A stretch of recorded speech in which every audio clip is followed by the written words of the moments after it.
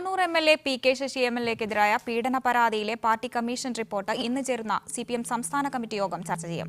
DYFI വനിതാ നേതാവ് ഉന്നയിച്ച പരാതിയിൽ കഴമ്പുണ്ടെന്ന് പാർട്ടി കമ്മീഷൻ കണ്ടെത്തിയിട്ടുണ്ട്. എന്നാൽ പി കെ ശശിക്കെതിരായ നടപടി തരം താഴ്ത്തലിൽ ഒതുങ്ങാനാണ് സാധ്യത. പരാതി പുറത്തുവന്നതിലെ ഗൂഢാലോചന ആരോപിച്ച് പി കെ ശശി നൽകിയ പരാതിയിലും പാലക്കാടുള്ള ചില നേതാക്കൾക്കെതിരെയും നടപടിയുണ്ടായേക്കും. ഷൊർണൂർ എം.എൽ.എ. പി കെ ശശിക്കെതിരെ പാലക്കാടുള്ള ഡിവൈഎഫ്ഐ വനിതാ നേതാവ് പരാതി നൽകി 3.5 മാസമായിട്ടും നടപടിയുണ്ടാകാത്തതിൽ പാർട്ടിക്കുള്ളിൽ തന്നെ അമർഷമുണ്ട്. യുവതിയുടെ പരാതിയിൽ കഴമ്പുണ്ടെന്ന് കമ്മീഷൻ വിലയിരുത്തൽ നടത്തിയതായാണ് സൂചന. വനിതാ നേതാവിനോട് വാക്കുകളാൽ അപമര്യാദ കാട്ടിയെന്നാണ് ശശിക്കെതിരെ പാർട്ടി കമ്മീഷൻ കണ്ടെത്തൽ. ഇത് ലൈംഗികാതിക്രമത്തിന്റെ പരിധിയിൽ വരില്ലെന്ന നിഗമനവും കമ്മീഷൻ നടത്തിയിട്ടുണ്ടെന്നാണ് സൂചന. അതുകൊണ്ട് തന്നെ പി കെ ശശിക്കെതിരെ കടുത്ത നടപടി ഉണ്ടാകാനും സാധ്യതയില്ല. നിലവിൽ ജില്ലാ സെക്രട്ടേറിയറ്റ് അംഗമായ പി കെ ശശിയെ ഏരിയ കമ്മിറ്റിയിലേക്കോ മറ്റേതെങ്കിലും കീഴ്ഘടകങ്ങളിലേക്കോ തരം താഴ്ത്താനാണ് സാധ്യത.